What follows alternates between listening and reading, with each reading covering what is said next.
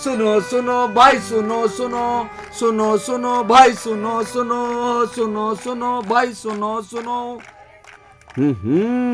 क्यों नटी? आ, हाँ नट। चिंता में तू दिख रही मुझे, बता क्या है बात? बात ये है नट कि ये जो हम जीते हैं चौपहियों, कंक्रीटों और धुओं के साथ, बढ़ती गर्मी, कमती बारिश, प्रदूषित हवा, शोर और इंसानी मोनोपोली के बीच ये तो है, बैठे धरे हाथ पे हाथ। हाँ। तो कुछ चिंता के बादल मेरे दिमाग में घुमड़ आए। अच्छा। और सोचा मैंने कि क्या कुछ नहीं उपाय कि इस दिल्ली के दिल को जरा हेल्दी किया जाए। अरे वाह नटी, क्यों इतने फिक्र में हो भाई? खाओ पियो रहो मत वाले, क्यों चिंता चेहरे पर आई? तुम्हें अब तक इस प्रदूषण की आदत ना होने पाई। अरे नट, कैसे रहूं मतवाली? हर दिवाली के बाद निकले दिवाला। ओहो। अरे ऐसा क्यों चाहेगा कोई दिल्ली वाला? ये तो है। क्यों ना कुछ ऐसा हो उपाय, दिन दिन बढ़ती इस समस्या की कुछ की जाए भरपाई। नटी, है क्यों नहीं उपाय? अच्छा, है क्यों नहीं तरकीब? प्रदूषण को है जो कम करना, हाँ? तो लाओ लश ग्रीनरी, यानी प्रकृति को करीब। प्रकृति को करीब?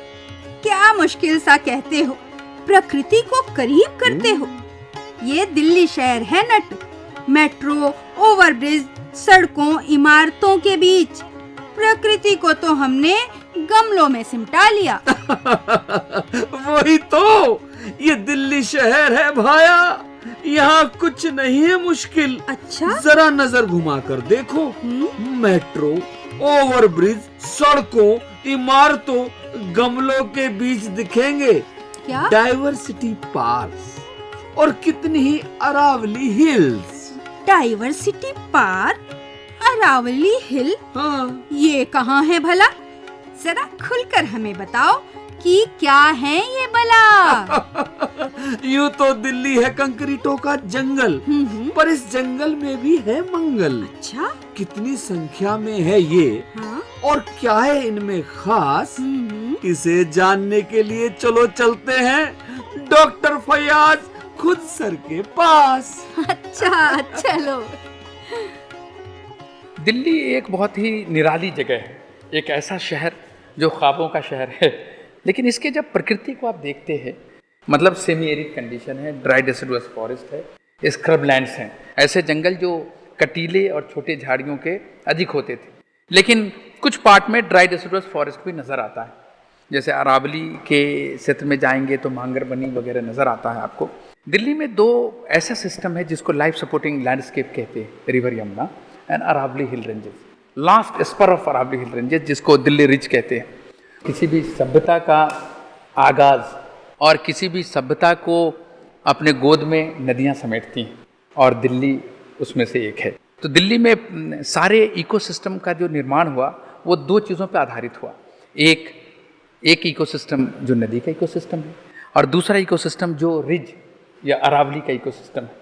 यही पूरे दिल्ली में और दिल्ली के आसपास एनसीआर में ये दोनों इकोसिस्टम प्रिवेलेंट है। अच्छा, तो इतने हैं हमारे पास जंगल, हमने तो कभी नजर ही ना दौड़ाई।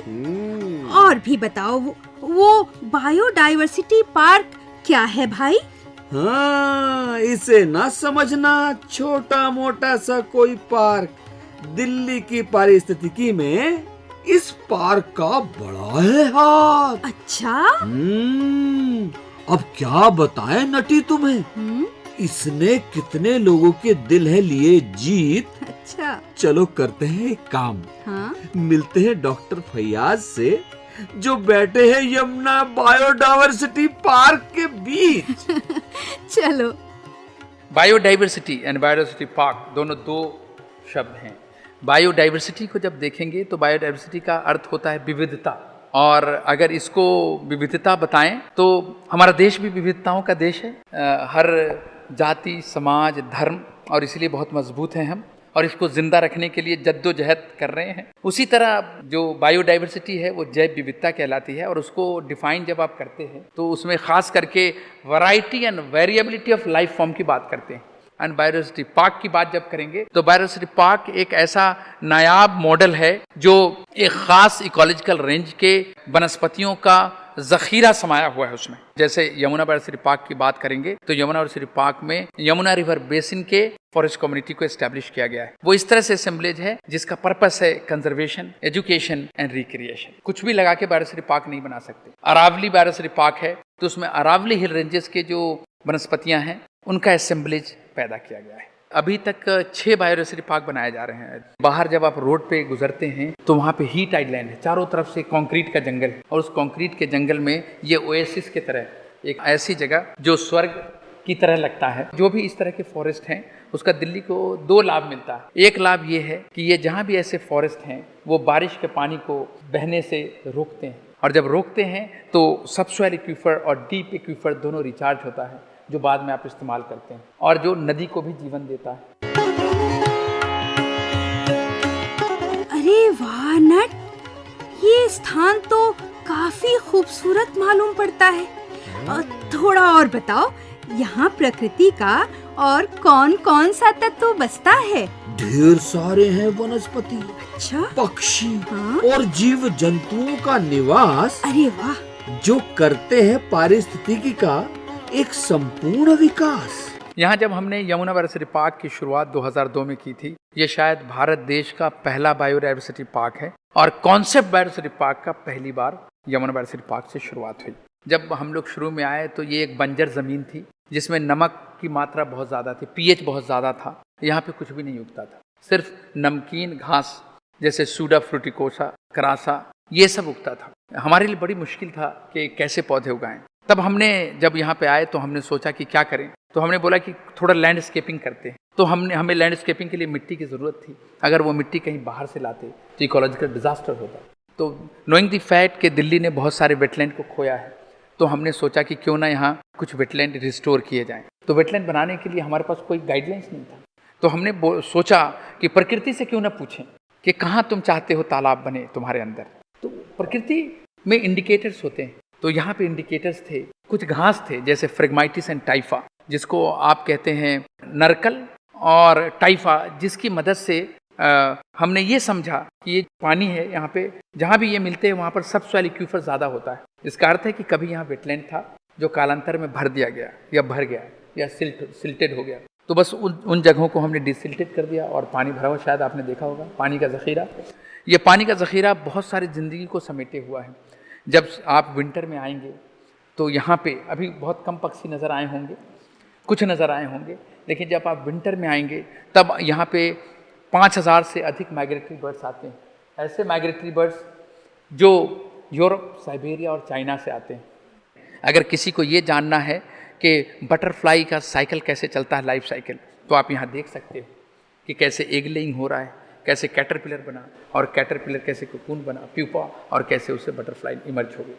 तो एक लिविंग लेबोरेटरी है जहाँ पे आप इकोलॉजिकल साइंस बड़े अच्छे से सीख पाते हो। यमुना बायोडाइवर्सिटी पार्क में सबसे जो सुप्रीम आपको हमने प्रीडेटर बताया, जो हाईएस्ट ट्रॉफिक स्ट्रक्चर का जो आया था, वो तेंदुआ है, लेपर्ड, उसका बार्किंग डियर है, नील गाय है, जंगली सुअर है, खरगोश है, जंगली खरगोश, ये सब बड़े मैमल बता रहा हूँ मैं। मंगूज हैं, पोर्कुपाइंस हैं, जंगल कैट है, एशियाटिक वाइल्ड कैट है। तो इस तरह के ढेर सारे मैमल्स हैं। उसी तरह रेप्टाइल्स हैं, 9 से ज़्यादा प्रजातियों के सांप हैं। उसी तरह पक्षियों की 200 से ज़्यादा प्रजातियां हैं यहाँ पे। और ख़ास एक जगह जो हमने बनाई, एक जगह को हमने रिस्टोर किया, जो यमुना का कैरेक्टरिस्टिक था, फ्रेगमाइटिस टैमेरिक्स फॉरेस्ट कम्युनिटी, जिसको हमने ख़त्म कर दिया है, उसको हमने रिस्टोर किया बड़े स्ट्रेच में, 1.5 किलोमीटर के स्ट्रेच में।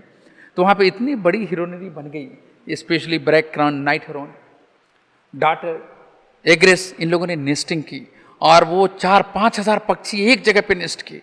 इतना सुंदर नज़ारा था वो, और हर साल वो नेस्ट कर रहे हैं पिछले 4 साल से। तो ये उपलब्धि है इसकी, जो पक्षी, जो कीड़े, जो मनुष्य के अलावा और भी जो जीवन, जो मनुष्यों को जीने के लिए आवश्यकता है, दिल्ली से रूठ रहे थे, धीरे धीरे वो वापस यहाँ आ रहे हैं। आप दिल्ली को देखेंगे, दिल्ली रिज जो दिल्ली विश्वविद्यालय के सामने है, उसको कमला नेहरू रिज कहते हैं। उसको हमने हाल में ही उस पर काम करना शुरू किया है। तो ऐसी है बात। मुझे तो लगता था बस पेड़ ही पेड़ हैं जो हैं एक बेहतर वातावरण के बाएं हाथ। अरे नटी, बेशक पेड़ है प्रकृति के मजबूत पिलर, पर बदलती जलवायु भी तो देखो है किलर। हाँ। एक अकेला अवयव न तोड़ सकता प्रदूषित वायुमंडल का माया जाल। सबके अपने अपने हैं रोल और सब मिलकर ही रख सकते हैं वातावरण का ख्याल। वाह नटी वाह, क्या बात है, वाह। और वातावरण का ख्याल करें हम तुम सभी, वरना बाद में रह न जाए सिर्फ मलाल ही मलाल। सही कहते हो नट, ये तो तुमने खूब बताई, पर एक बात हमारी समझ में अभी भी ना आई। अभी भी ना आई? ना? तो पूछो पूछो। जब हैं इतने सारे दिल्ली में वन, तो होना चाहिए था ना फिर प्रदूषण कम।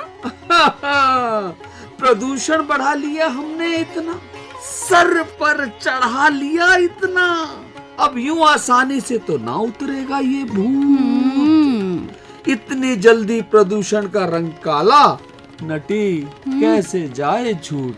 अरे तो कुछ हो रहा है इसका उपाय। जंगल बढ़ाकर या इसमें कुछ बदलाव कर इस काले रंग को कुछ हल्का तो किया जाए। सुना था नटी कि बात हो रही है अच्छा, इन जंगलों को बेहतर बनाने की। हाँ। पर्यावरण को लाभ अधिक मिले इस और कदम उठाने की। अच्छा, कैसे कदम? कौन से कदम? जरा हमें भी तो बताओ, ऐसी योजनाओं से रूबरू कराओ। मैं डॉक्टर एस.डी. सिंह, भारतीय वन सेवा का 1988 बैच का अधिकारी हूं, उत्तराखंड कैडर का हूं और आजकल मैं दिल्ली में ही रेजिडेंट कमिश्नर ऑफिस में नोडल अफसर हूं। हमारे पास में एक तो वन विभाग की जो योजना है वो वनों में पेड़ों को लगाना, नए वनों में लगाना, या और कोई बिरलन वन है जिसमें कि कम घनत्व है पेड़ों का, उसमें उनको सघनीकरण करना, उसमें कि और पेड़ लगाना ताकि घनत्व इसका बढ़ सके, क्रॉन डेंसिटी बढ़ सके, ट्री कवर बढ़ सके। दूसरी योजना हमारी है कि पार्क और गार्डन में पेड़ पौधों को लगाना, और उसके लिए विभिन्न एजेंसीज हैं यहाँ पर, संस्थाएं हैं यहाँ पर, चाहे वो हॉर्टिकल्चर विंग, चाहे उद्यान इकाई जो है वो एनडीएमसी की हो, चाहे एमसीडीज की हो, चाहे पीडब्ल्यूडी को, सीपीडब्ल्यूडी को, वो अपने अपने पार्कों में पेड़ पौधे लगाते हैं। तीसरा जो हमारे पास में साधन हो गया है वो लगभग 2008-9 के बाद में दिल्ली पार्क्स और गार्डन सोसाइटी है यहाँ पर, जो कि जनता को हरियाली बढ़ाने के लिए, उन पार्क्स में हरियाली बढ़ाने के लिए थोड़ा फाइनेंशियल हेल्प या वित्तीय सहायता देती है, और साथ में भी पेड़ पौधे उपलब्ध करवाती है। जहां पर वित्तीय सहायता ना मिले वहां पर वो पेड़ पौधे उपलब्ध करवाती है, ताकि वहां पर हरियाली जो है वो पार्कों में जनता द्वारा, जनता के लिए ही बढ़ सके। इसकी जो जंगल और इसके प्राणियों की सुरक्षा के लिए जो हमारे पास में ये हैं, यहाँ पर एक तो जो हमारा इंडियन फॉरेस्ट एक्ट है, फॉरेस्ट एरिया के लिए लगता है। एक और जो एक्ट है वो है ट्री प्रोटेक्शन एक्ट। यदि कहीं पर भी कोई पेड़ गलत रूप से काटता है तो उसकी कंप्लेंट यदि वन विभाग के पास में जाती है या अन्य किसी एजेंसी के पास में जाती है या पुलिस के पास में जाती है तो तुरंत उसमें एक्शन लेते हैं। जब अंग्रेज आए थे उनको लगा कि हरियाली कम है, तो उनको समझ नहीं थी, उन्होंने विदेश की हरियाली यहाँ पैदा कर दी।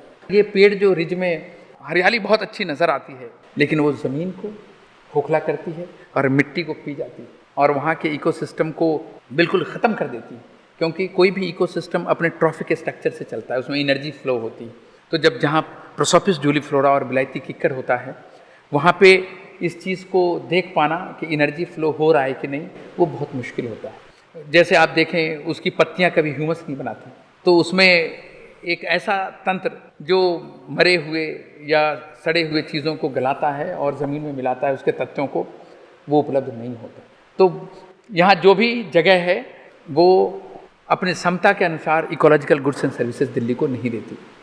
बड़ी सुंदर बात है कि दिल्ली सरकार ने तो इस बार अपने बजट में इस कीकड़ को हटाने के लिए भी एक प्रावधान डाला और उसमें यह भी कहा कि इस कीकड़ को दिल्ली से हटना चाहिए, ये दुश्मन है, अगर ये नहीं हटा तो दिल्ली को सरसब्ज करने में मुश्किल आएगी। तो ये बड़ी अच्छी शुरुआत है देश में कि दिल्ली जो देश का कैपिटल है और वहाँ पे बैठी दिल्ली राज्य की सरकार ने ऐसा सोच बनाया है। तो पार्क तो बहुत हैं, बहुत सारे मैनिक्योर पार्क हैं, ऐसे पार्क जिसमें फूलों का ज़ख़ीरा है, सिलेक्शन 1 घास लगा है, बैठने की जगह है, लेकिन वो मैनिक्योर पार्क होते हैं तो उसकी आवश्यकता होती है जो हमें दें वो नहीं दे पाते। आवश्यकता है पानी, आवश्यकता है हवा, वो ऐसे मैनिक्योर पार्क नहीं दे पाते। तो कौन देता है ये चीज़ें? ये चीज़ें नेचुरल फॉरेस्ट देता है।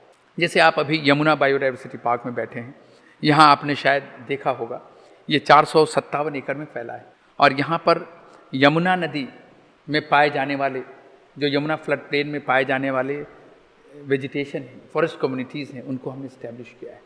और जैसे हमने फॉरेस्ट कम्युनिटी इस्टेब्लिश की तो उससे जुड़े हुए इंसेक्ट्स, वर्टिब्रेट्स में बर्ड्स, मैमल्स सब आने लगे। और एक वक्त ऐसा आया कि पिछले ही साल यहाँ पे तेंदुआ आ गया। तो नटी, मुझे उम्मीद है, पूरी उम्मीद है, यदि हम करते रहे इस और काम हो जाएंगी समाप्त एक दिन पर्यावरण की परेशानियां तमाम।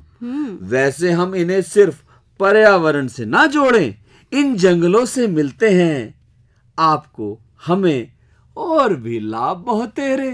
हाँ नट, हम में से हैं कुछ लोग जिन्हें है प्राप्त प्रकृति का संजोग। मेरा नाम सोहेल मदान है। मैं बॉम्बे नेचुरल हिस्ट्री सोसाइटी में काम करता हूँ। सर्दियों में दिल्ली में करीबन 100 प्रकार की माइग्रेटरी बर्ड्स आ जाती हैं। कुछ पक्षी यूरोप से आते हैं, कुछ पक्षी मंगोलिया, साइबेरिया से आते हैं। उनमें से कुछ हैं पेंटेड स्टॉक, फ्लेमिंगोस, पेलिकन, रोजी स्टार्लिंग। साइबेरियन क्रेन एक बड़ी चिड़िया होती है और उसके जो फ्लाईवे है, जो उसका माइग्रेटरी रूट है, उस पे लोगों ने पोचिंग और हंटिंग करके उनकी तादाद इतनी गिरा दी कि आज के टाइम में साइबेरियन क्रेन्स आ नहीं पाती हैं। दिल्ली देखने को नहीं मिलता है हमें यहाँ पे। दिल्ली दुनिया की सबसे ग्रीन कैपिटल्स में से माना जाता है। यहाँ पे रिकॉर्डेड पक्षियों की तादाद 400 के करीब है, जो नायरोबी के बाद सेकंड हाईएस्ट नंबर है for any capital city.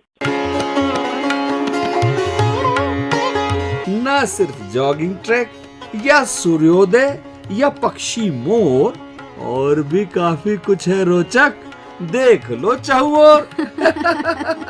Delhi पक्षियों के मामले में भी हाईली बायोडाइवर्स है और पेड़ों के मामले में भी हाईली बायोडाइवर्स है। जो भी दिल्ली में रहा है शुरू से, चाहे वो मुगल हो या अंग्रेज हो या स्वतंत्र भारत की सरकार हो, सबने दिल्ली में अपनी अपनी तरीके से वृक्षारोपण किया है। अलग अलग भिन्न भिन्न प्रकार के पेड़ लगाए हैं, उनको अभी तक मेंटेन किया गया है। तो वैसे ही ये एक दिल्ली का ट्रेडिशन है जो दिल्ली के सिटीजन्स को आगे बढ़ करना चाहिए। दिल्ली के जो नेटिव पेड़ हैं उनको भी लगाना चाहिए। जो वृक्षारोपण आजकल नंबर की दौड़ बन गया है, उससे अलग चलना चाहिए और कोशिश करना चाहिए कि जब पेड़ के बारे में बात हो तो सिर्फ प्लांटेशन 3 टायर फॉरेस्ट का होना चाहिए, जबकि आपको घास, पौधे, पेड़, क्रीपर, क्लाइंबर्स, ये सब एक फॉरेस्ट का कंपोनेंट बनते हैं। सिर्फ पेड़ों से जंगल नहीं बनता है। तो अगर हम जंगल विकसित करें दिल्ली के लिए ज्यादा अच्छा रहेगा। बहुत सारे दिल्ली में ग्रीन जोन्स हैं, Asola Bhati wild life sanctuary है,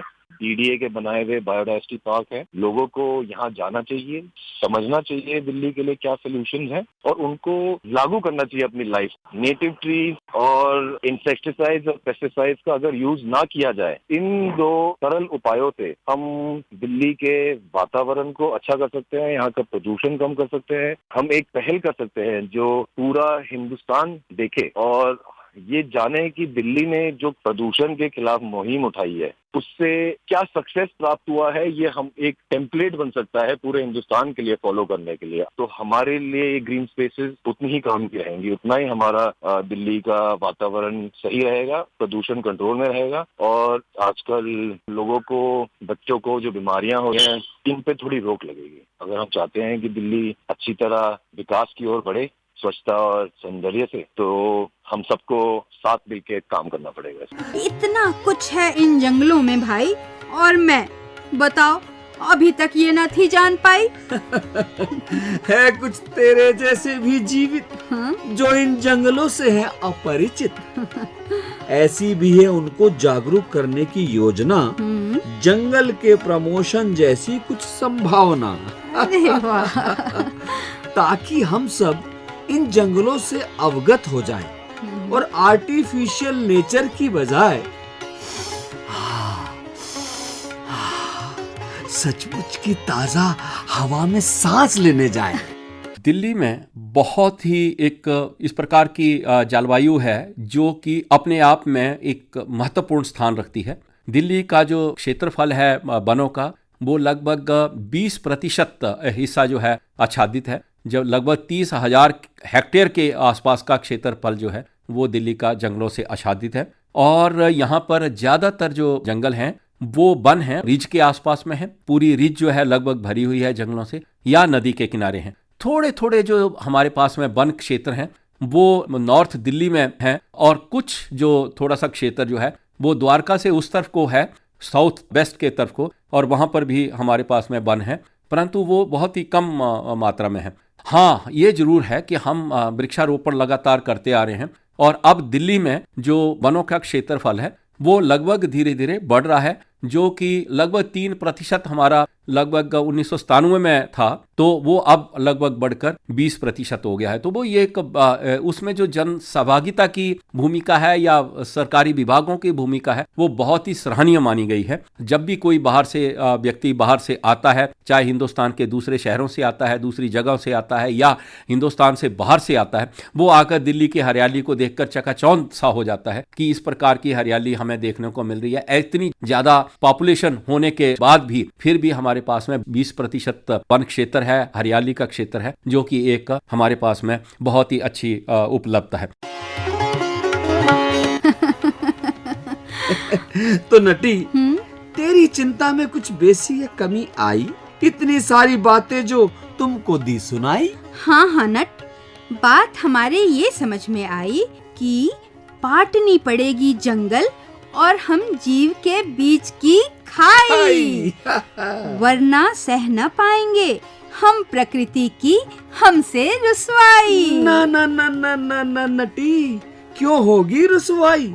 जो जंगल और हम जीव थाम ले एक दूजे का हाथ और बना रहे ये साथ, भैया बना रहे ये साथ, बना रहे ये साथ भैया, बना रहे ये साथ। बिल्कुल सही कहा नट। अब बारी जाने की आई, तो अब बारी जाने की आई, सुन लो भैया भाभी ताई, दिल्ली है अगर जिंदा रखना तो जंगल को ज्यादा रखना, हरियाली से जब करते प्यार ना हो जीवन से तकरार, बनी रहे स्वच्छ बयार, बना रहे सुंदर संसार, अब बारी जाने की आई, सुन लो भैया भाभी ताई। प्रदूषण का छूटे रंग काला, दिवाली न करे दिवाला, गर टिके रहेंगे शहर के वन, स्वस्थ रहेगा तन और मन, रखना है बचा के दिल्ली के उपवन, रखना है बचा के इस शहर के वन। सुनो सुनो भाई सुनो सुनो, सुनो सुनो भाई सुनो सुनो, सुनो सुनो भाई सुनो सुनो, सुनो सुनो भाई सुनो सुनो।